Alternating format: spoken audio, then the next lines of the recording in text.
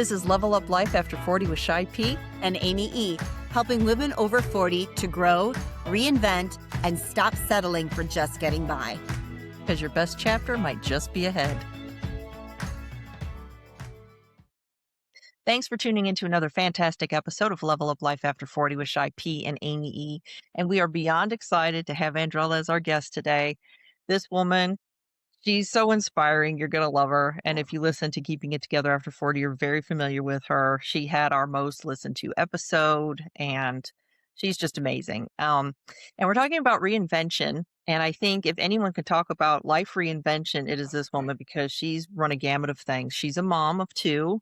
She was career military. You were on a sub, right, Andrella? Aircraft carriers. Oh, wow. Okay. So she was in a village that floated, a floating city. And my history that I know of her, she went into real estate. She then went into commercial real estate. Now she has her own brokerage. She has done speaking engagements, and she has taken on the exciting thing of auditioning for TED Talk. So I have chill bumps actually just talking about all the things that you're working on. So I'm just really excited just to kind of talk about how you made all these transitions and how you had I don't know, just what precipitated them and just how you decided that this is what you were going to go for. Oh, first of all, thank you, ladies, for having me on. I love when I just get to show up and have great conversations with great people. And it's been that way from day one, Shane. You asked such a loaded question. That was such a good question. Thank you. What precipitated it? I would say each chapter served a different thing. So I remember going into the military, and as a nuclear engineer, we have 3 different schools. So you're here for a set amount of time, and then you go to the next place, and then you go to the next place. And over the course of 20 years, I think I was telling you ladies, I moved every 3.5 years. Mm. My job on a ship is not the same as my job on shore duty teaching at the schoolhouse. So there was a natural pivot in my mind and in my life, like every 3.5 years. Oh. I retired in 2018, and at some point I was like, okay, so now what happens? Now that I grew up a little bit, like what do I want life to look like? And when I decided that I wanted to get my real estate license, it was not to sell property. Hmm. I Okay. did not get my real estate license to sell a house at all. But I also didn't see a path for commercial and development as far as real estate is concerned as a Black female real estate agent in Charleston, South Carolina. My little nuclear engineer brain says, if you had to pivot every 3.5 years, then what do you need that path to look like now that you're out? Are you willing to give yourself a new set of orders until you get to where you want to go? And that's how I've always looked at it. I'm coming up, believe it or not, 6 years licensed. So I'm still kind of like a baby in real estate compared to a lot. But I just looked at like, okay, so if I have to add to my tool belt along the way, let me make sure I'm taking a path so that I'm adding to my skill sets, I'm adding to my resume, I'm doing something that makes sense for this season. So if I do decide to pivot, and I was looking at residential, I interviewed some companies for like when I first got my real estate license, and they were like, "Oh, start residential and then you can transfer over." And that's not the normal path at all, by the way. The normal path is a lot of people are just recruited.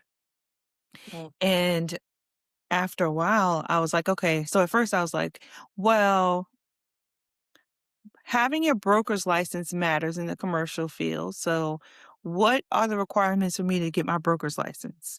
And volume and productivity matters in this real estate world. So one of my goals was where are the production awards that I need to get?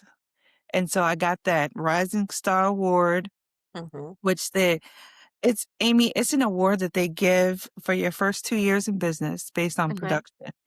And there might be we've got just over around 7,000 realtors in our area, Mhm. and they might give it to 12 to 15. Mhm. Wow. And Okay, so so my that's pretty prestigious to get in the first 2 Mhm. years of Yep. starting a pretty much So my brand new. goal was that, and, in the military, because we move so often, sometimes it's a challenge to find an anchor. My Uh, anchor has always been service.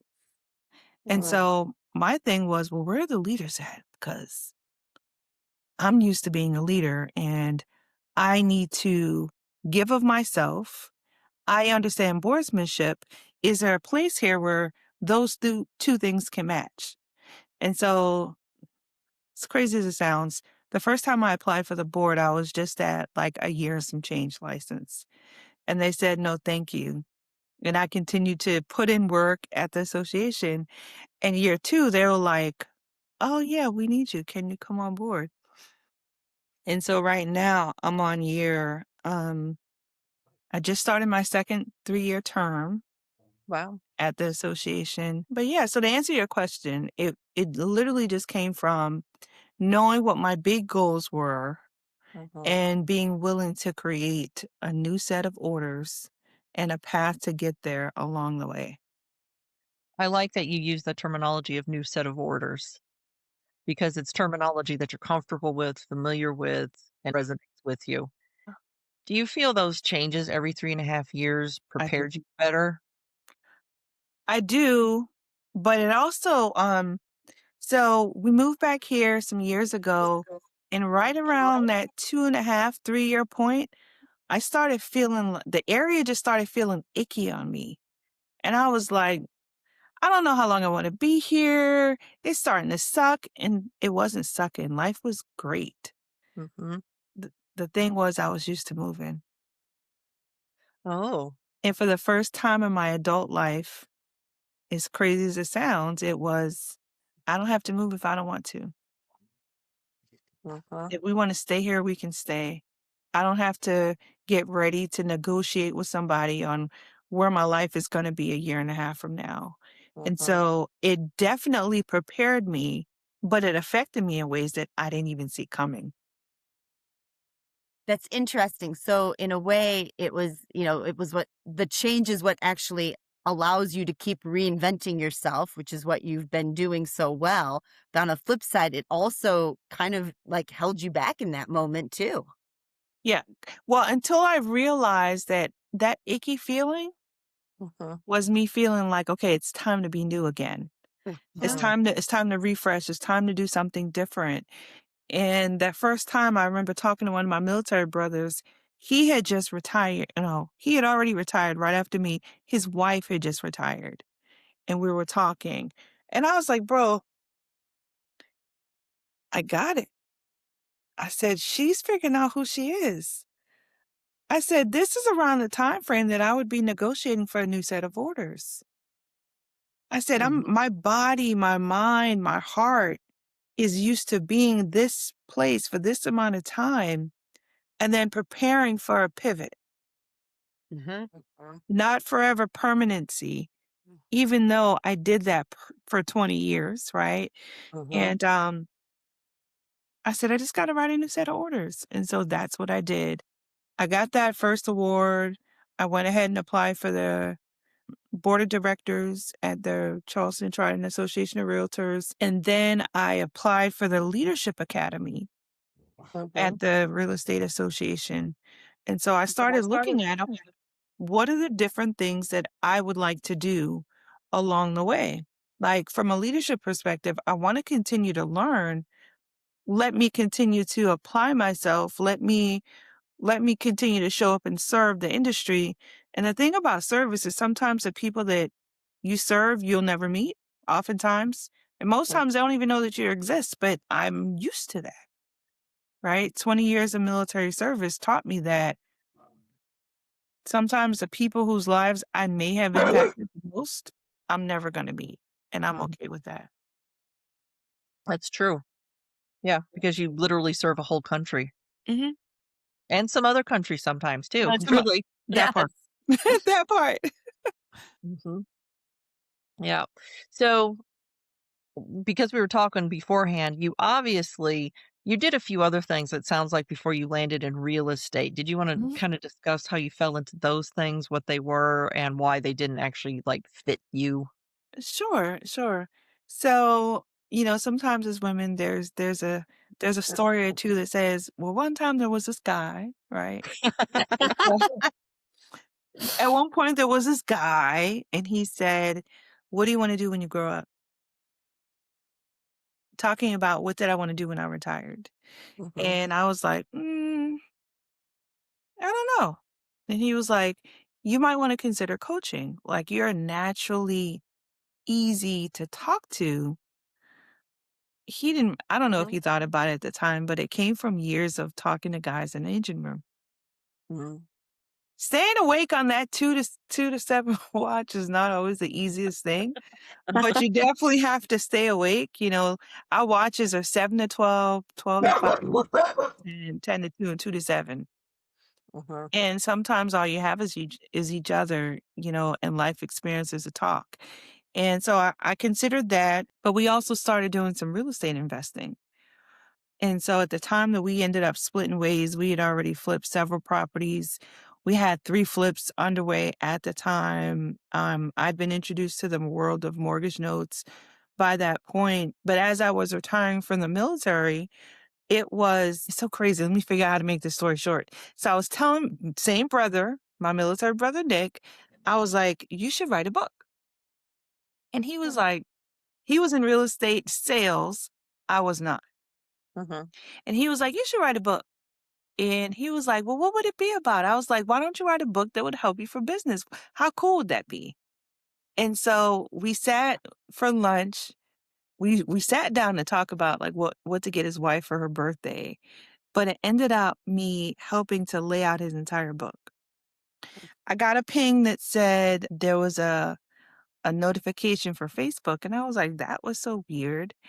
And he called me late on that night. He was like, "Sis, don't forget to go back and look at that notification you got." And I was like, "Okay, I will.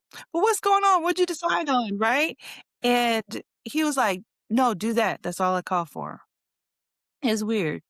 And I looked at it, and it was this lady who I just said she needs me on her team. She was saying, "Yeah, I'm putting out a call. I want 2 more people to come on board my team." And that's what her company did. So we help people to write books, co-authored, single-authored books for business, coaching, consulting. There were a couple of just like speakers even, but no fiction books. They were all, in that personal development space.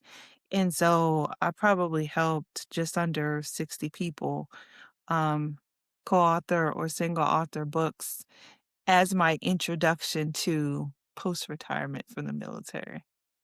That's So really definitely cool. different, not nuclear power, not the engine room, but a very rewarding chapter in my life for sure. Mhm.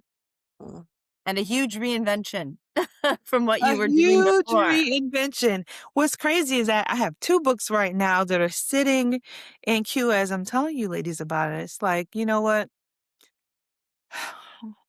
What do you do in the space of reinvention when you have to remind yourself that you're still the same person?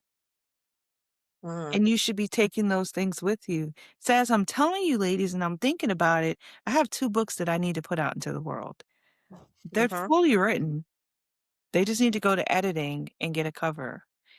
Um, one And is what's holding about you back? Yeah. um, nothing. Like when I did it, I was just like, "Oh, okay, well, I had some downtime." And so I Mhm. did one. And then the Mhm. other one, for that one, I was shopping for editors and people to do the cover design, and I couldn't land on anybody that I loved. And then for the one on real estate, I was just bored one weekend. And so books don't take as long to write as you think, believe it or not. But one weekend I got bored, and so I started writing. And because I dived straight in, I was like, I should probably finish this. And then my health took a turn and I put it on pause, but the book had already been written. Wow. So So, we can look forward to those coming soon. so now that I've said it out loud, as soon as I said it out loud, I can't take it Mhm. back, right? Exactly Well, right. I'm not gonna edit it out Yeah, either. you put So it into the universe. So now I definitely have to put it out there and I will. Mhm. Yes. that's good. I like that you are into the servant leadership. I also like that you own leadership. I think sometimes people have a tendency to backseat themselves, even if they do have that natural tendency. And I don't know if it's like if it's a societal thing for women or if it's just like an insecurity kind of thing. With me, I have a tendency to be bossy, so I don't know if I'm a leader or if I'm just bossy. And maybe it just depends on the circumstance. I have no idea. Shane, I think the difference is you like things done a certain way. And so it's not necessarily that you're bossy, you just want the outcome to be X and you want to make sure that you are facilitating it so that it comes out the way you planned. And there's Mhm. nothing wrong with that.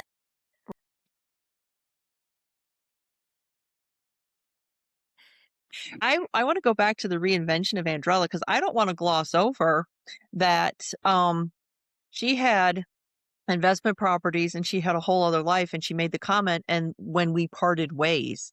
So not only has she had all these kind of huge career changes because you're always calling the outside world, the world outside the Navy, Jurassic Park, Hmm. and for good reason, but you also went through a huge personal reinvention I did. too.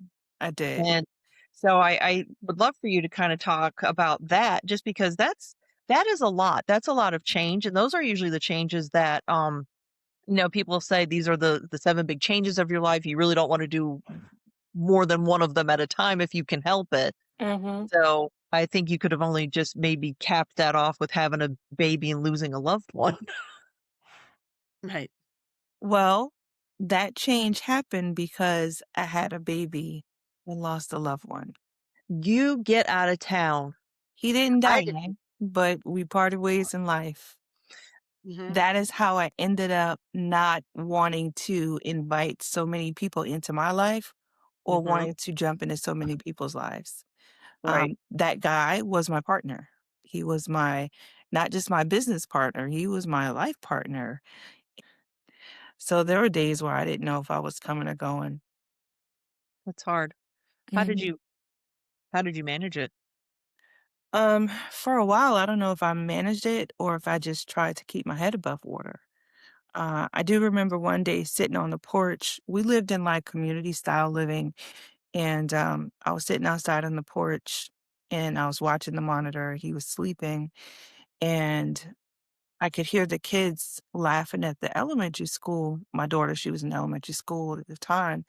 And I remember thinking, like, they sound so happy, and I'm not. And it sucks. And I started crying, like really boo-hoo, snotty nose crying. And as I'm looking towards the school, there were no cars out front, no cars in the driveway. And I remember thinking, like, where in the world are my neighbors? And in that moment, as like my face was like covered in tears, my clothes were starting to get wet. It was midday, right? So it was nobody watching me. Um, I felt like God whispered, "You're worried about the wrong thing. You're focused on what you lost so much that you can't appreciate to what's to come." That day was one of those turning points in life where it was like, "You're right. I have been focused on what I lost. How can I say that I trust God with my life if I'm stuck trying to hold on to something that's gone?" What was going was my finances. Mhm. I was watching a military career worth of finances go out the window trying to, oh my gosh, I am a single mother again as I'm retiring, knowing that as a nuclear engineer, I could get a really good job, but do I want to work rotating shift work? do I want to be a mom right now or do I want to go back to work? And so I opted to choose my kids. And so I focused on being a mom. And, that day was a very pivoting point in my life where I began to, whatever's to come is for me. If it's gone, it's not. And I'm okay with that because either God allowed it or he assigned it. Huh. Mhm. And you can't change the past. And I can't, there's no yesterday. This morning is done. Whatever happened this morning is done. Hmm. So as long as I'm okay with my decisions when I put my head on the pillow at the end of the day, like I'm okay with that. And honestly, we can't make anybody on this planet do something that they don't want to do. Hmm. Even our kids. We can want them to do the right thing, but at some point they're still going to do what they want. Our spouses, our significant others, our parents, our siblings, everybody we all have our own journey, our own personal walks. And that day for me was are you going to walk looking that way or are you going to walk looking that way? Hmm. And so I've since then I chose that way. Forward. Mhm. I love that. I think that's why you've kind of grabbed onto so many opportunities that have come to you because you didn't choose to kind of wallow in like, oh, I don't have this now, I don't have that, or that's gone. It's like, hey, what's next for me? And I think that's a great perspective, not only just for your mindset, but it's also a good faith perspective, which is also, important to us. It's a great reminder for people. As I was getting out the military, I came across some people that ended up very close to me that I didn't really understand what an opportunist was. In Mm. the military, if I had my guys working an extra 15 hours that week, I couldn't give them overtime pay. I couldn't give him a bonus.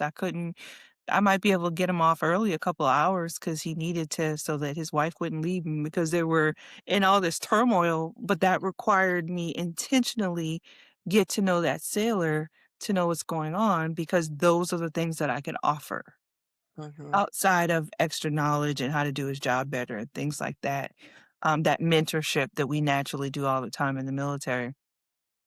And so realizing that opportunists were really a thing and watching how it impacted my life, it was okay. So if I'm not walking through life with my eyes wide open, I won't see opportunities when they're there. Mhm. That is definitely one thing that I think I saw differently than some of my friends that had never been in the military. The stability of employment, the stability of financial security is different, when there's a job with Mhm. possible pension or longevity attached to it or upward mobility. But when that goes away, then who are you? Mhm. When Right. we live in a world where there's 9 billion of us. I think we talked about this last time, right? 9 billion people. And I do not think that God put us on this earth to not coexist. I know that I will be used for certain things. But as long as I'm okay and I understand how someone wants to work with me, what it is that they need from me, what it is that I can give from them, which is why I like to lead with service, it's no robbery, it's fair exchange. Mhm. So, but it also keeps me open for an opportunity. So, not looking to create an opportunity off of someone. I think that goes back to you coming from a life of service. And when you lead with service, let's face it, that's what God put us on this earth to do, is to Yeah. serve him and to serve others. Yeah, I definitely agree. I heard it might have been Myron Golden. We were at an event and he was talking about how we all have a responsibility to extend the kingdom, regardless of how we do it. You know, I'll give it to you the way somebody else said. She said, she was talking to a small group of us. She said, do you think that everyone deserves your time? Like, do you think that you should just give the world you? And my introverted self is like, absolutely, I'm thinking absolutely not. uh, have that kind of time, nor am I willing to let that many people like attach to me. And she said, you absolutely are. She said, it is our responsibility. And she said the same thing he said, to expand the kingdom of God. Whatever your gifts are supposed to serve the world in a way that we are expanding the kingdom of God. And if you're not doing that, then what are you doing? And I was like, did you mean to like slap me in the face? Cause ma'am, sorry. Did I step on your shoe earlier? So that's just kind of how I see it. Like, everyone isn't going to be a good fit. I'm okay with that. There are 9 billion people in the world. Mhm. Everyone won't be receptive to me. It's okay. It's 9 billion people on a planet. If Jesus had to talk to 5,000 to get 12, Mm. who am I to be bothered by the few people that may hurt my feelings, that I may rub the wrong way or may rub me the wrong way? If they're not a good fit, I'm not going to force it. Mhm. And I think that's why we all bring different talents and gifts to the table. Right. No two Yeah. people are the same, and No there's a 2 reason people. for that. Mhm. Yeah, I definitely agree. I Mhm. definitely agree. And I'm going to kind of circle back a little bit to something that you commented on, and I think it was while we were recording, not during our pre-conversation, but it's kind of like when you're making these reinventions and the transformations, you don't want to lose yourself. And Mhm, so Amy and I, we were kind of calling that like doing a personal glow up. We talk about doing a mhm. glow up physically, but we talk about that as kind of like your little personal glow up where you're just making it like Andrella 2.0. Like you're keeping your basic essence, your kindness, your love, all the things that make you so special. And then you're just expanding, like you said, with the things that you learn and your skills. That's how you're reinventing all these careers and just yourself as a person. And the other thing, because we were just talking about serving and showing up, you applied for a job where they said, no, thank you. But you Um, just kept showing up and serving. And they were like, you know what? Yes, please. And then they yeah, asked for you because you showed up. You just mhm, continued to serve and showed your value, created your value. And I think that is such a huge lesson because I think sometimes people will ask for something or they'll want something, but then they don't want to put in the work. They don't want to serve. They don't want to be behind the scenes. And if they would do that and kind of show just the effort, the dedication, that you will be put into those places where you can serve even more or better. Because yeah, I don't want to say like places you deserve, because it's not the mhm. messaging I want, but I think you know what I'm saying, I where do, I do. yeah, you'll get that place that, yeah, you are supposed to be here, but maybe put in your little bit of work first. What is it? Your not the hard knocks, Skin in the game. there you go, put in your miles and Mhm. all of that. Well, and I So love the fact that you didn't quit when you were told no. so Amy, So let me put that part into context. Mhm. So our real estate association, I told you, is over 7,000 people. Mm. Um, it's less than 20 of us at the table. But most people never look to serve. So they don't even apply. They're focused on the business of business and not the industry. And so Okay. because I come from the military where this is my job for this period of time, but I'm still a sailor. I'm still a chief for the Navy. And then I switch and I go to a different location. I'm still in the Navy. I'm still a chief, but here's my one job. Here's my job over here. And so for someone to apply that junior in their career, if that's a pretty basic way to say it, is like some people would probably say ludicrous. Mhm. But at the time I was serving on a business chamber of commerce. Mhm. I was new to sales, but I wasn't new to business. I'm a Lean Six Sigma black belt. I am not new to business. I am not new to consulting. I am not new to coaching. I'm just new to being licensed in sales. Mm. And so that first year when they asked me about my time in real estate, I gave them a very baby answer because it made me uncomfortable. I didn't think about what happens when somebody is in their way saying, "I don't think you're good enough." Mm. In my mind, like, that's not even a thing. So my answer was very timid. Mm. And, well, okay, if you don't want me at the table, that's fine. There's still work here that I can do. There's Mhm. still value that I can add. And so I applied again the next year, and I want to say it was John Grisillo had asked me about my time. And I remember telling them that, like, I'm the secretary on a business chamber of commerce board of directors with a budget and a stretch far bigger than this one. As much as I want to be here, you probably need me as well because I know how to walk into a room and serve people, not just my company, not just my personal desires, not just what matters to me. And out here in Jurassic Park, that's not a common skill to have. Mm-mm. Um, and so over the years, when people hear I've only been licensed X number of years, they're always like, well, how did she get there? Ma'am, I'm almost 50. Like, matter of fact, I'll be 50 this year.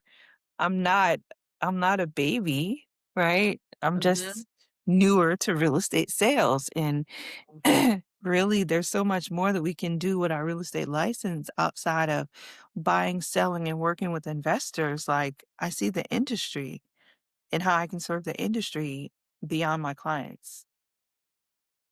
And just as a realtor, I'm just gonna say that that is very important, so thank you. You're Mhm. Yeah, welcome. You're welcome. I think the fact that you stepped up is awesome. And I wanna go back to something that you said when you recorded with us on our other podcast, Okay. when your grandfather would tell you that you could do whatever you wanted, and you Mhm. said, "And I had the audacity to believe it," and I think that's kinda helped you. It's like, "I applied because I have the audacity to believe that I can do this. I know I Mhm. can do this." Yeah. So I didn't even think about it from an audacity standpoint. yes. Well, I was I gonna just say, and I don't even think it's audacity, but it's just that belief that you Yeah, have in yourself. I mean, because like, yeah. why not? But, like, when I'll tell you, when I was a year and a half in, there was no way on God's green earth that I thought I was even remotely fit to hold any kind of position anywhere. I was still running to my broker to ask, like, "Can I do this? Is this okay?" So, I Um, think it would have been audacity for me to go, "Hey, I wanna do this leadership role." I, I'm not sure what paragraph 8 means, but let's do this. so I think if I hadn't come from 20 years of being a nuclear engineer in a job field where, for the most part, they eat their young, Mm, it is a constant crawl, walk, run experience. Um, it's high on research, high on figuring things out, very fast pace, and high pressure. If I hadn't come from that, in addition to the board work that I'd been doing almost 10 years already, I might not have applied mm, for the board position. I probably would have applied for the leadership academy in mm, okay, hindsight. Mhm. mhm, Yeah, but I felt more than equipped to serve at the board. And because I'd done investing, I knew mhm. about mortgage notes. I'd bought personally and owned mortgage notes by that point. So, um, I didn't feel even like a baby in the industry. I just Right, felt like newer to sales. I gotcha. Well, Mm. and I think that it's great that your cumulative experience also kinda helped lend to your reinvention too. So it's like were able to take on roles just because of experience and classes and knowledge and stuff that you had gained. Gosh. Mm. Wow. So but Amy, do you have any questions for Andrella? Because I have kind of like a wrap-up question. Unless Real quick, so then you started your own brokerage. Like I what did. what did that transition look like and what brought that on? Did you just wake up one morning and be like, "Hey, I want to start my own brokerage"? Or were there steps that led up to it, or was this part of the 3-year change? I never intended on starting a brokerage. My broker's license because in the commercial sector, it matters.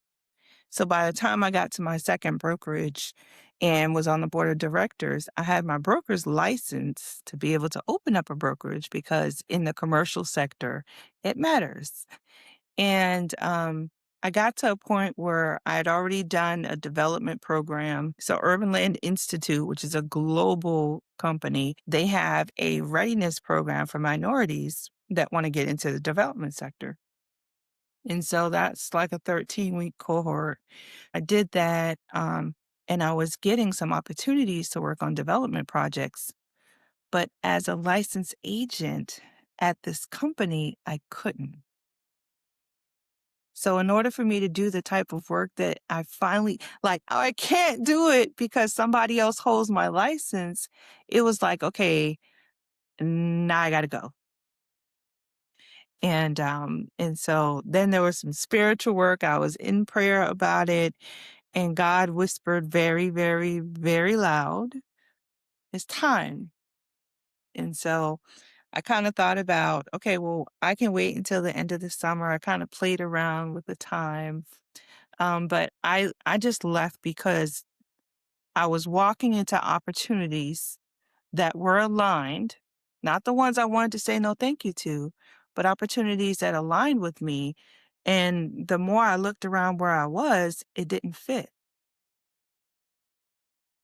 Because I had income coming in, I could focus on some things that most realtors might not have time to. Not because they don't want to, sometimes it's just they might not have the time to, right? And so as I was starting to say, okay, well, I would like to do this, I would like to do that, I couldn't because when you're a realtor, your license has to hang at a company and they would want me to focus on just sales. Well, I'm already not just a sales agent. So what do I do now? Mhm. The very next week I took a phone call where I sat in for some guys on um working on a town center project out in Texas. That was super exciting. The partners, they couldn't come to terms on things, so we didn't move forward on that. But as just a realtor with my license hanging at a company, I could not have done that. I couldn't. My hands would have been totally tied because as a realtor, the contracts belong to the brokerage. So the beauty of owning a brokerage is that um, as I was preparing for leaving my last company, I had to learn about the business side of things. I had to learn and understand all the different models. So I studied the major brokerages in our area. I took the goods, the bads, what I liked, what I loved, threw out what I didn't want. As I start to bring agents on board, it's something that I feel really happy about because I want to be able to make sure that realtors, that agents understand the business of real estate and the business of the industry, not just selling. Because we're so much more than the transaction. We have impact way beyond the transaction. It's true. You started it because you wanted something that aligned with your core values and your virtues. And you didn't see it out there. And so you took it upon yourself to create something, to reinvent something that was more in line with your faith and what you believe in. Mhm. Yep, and what So, she wanted to do business-wise. And on that note, that's what I was just about to ask was, because when you got out of the military, your primary, I would say, value was your family, your kids. Mhm. And are you able to structure business in such a manner that you're still able to maintain that as your number one focus? And I do. I do. And I think they love it too. But just being able to share that with them and talk to them about what I was going to go do, talking about the impact, showing them videos and video calling while I was there. I think that they also get to see what's possible. They get to see me create a life around things that I love, not just what do I have to do. So before we wrap up, did you have anything else you wanted to share before I give you my last question? Thank you, ladies. I never really sat down and considered the reinvention of me. Hmm. By the time I had my kids, I didn't think that I could have children. So even having my daughter at 35 was like, woof. It's like God hit a switch and life changed. Thinking about my career path, thinking about my books that I've written that are on the bookshelf, being a realtor and opening up a business. And I have agents. So I've ushered in a way for different. I hadn't really sat down and just kind of thought about, like, girl, have you paid attention to what life has blessed you with? Mhm. And I just want to say thank you. Oh, of course. It's our pleasure. And it is a blessing, but it also came from you being obedient and working hard. So there's there's a whole lot that goes on there. So my last question for you is if Mhm. you wanted to give us one takeaway, what do you think would be the most important message that you could leave for someone today? And this is for an audience that is 40 plus Mhm. or an audience that's 40 and below. Think about no, no, no, no. I'm saying my answer is for both. Oh, Right. My answer is for both. Think about what you want life to look like. And even if you can't create all of it, start figuring out which parts you can align and do that. Prioritize here and here with where life is going. Because otherwise, time will pass by, and sometimes people resent. Like I said, I've had plenty of talks with plenty of people, and I love good conversation. But if I could tell people to believe that anything is possible, and that even if, for us in this age group, a lot of people might say we have more summers behind us than we do ahead of us. I would beg to say, make it count while you have it. mm, mm, it's great. All right. Well, thank you very much. And on Well, that note, we're going to wrap up and just remind you that you got this. thank you, ladies. Just a quick reminder, everything we share on this podcast is for inspirational, personal growth, and real life conversation. We're not doctors, therapists, financial advisors, or legal experts. Just two women sharing experiences, lessons, and stories to help you level up your life. Always do what's best for you and seek out qualified professionals when you need specific guidance. Take what resonates, leave what doesn't, and remember, you got this.